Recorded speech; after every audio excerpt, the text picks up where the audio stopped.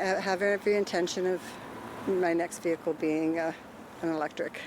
While Elaine is interested in buying an electric car, a recent survey by Auto Trader showed not everyone is on the same page. Only 46% of non-EV owners were open to buying one so far this year, that interest plummeting twice, from 56% in 2023 and 68% in 2022.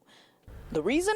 A familiar one that we keep hearing over and over is the travel range, and the lack of charging station availability is the second one.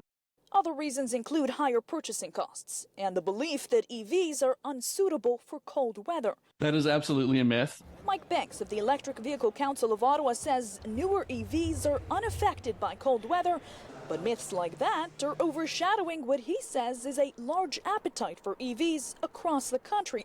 He says many models have months-long buyer waitlists, and he is confident the electric grid can handle EV demand.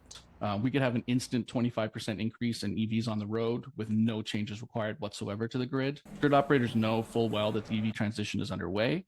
They are already preparing for it. The caveat I had was you have to find the stations to charge them. I'm not sure about wanting to be handcuffed to the charging stations. Auto Trader says consumer interest is growing for a middle ground, aka hybrid vehicles.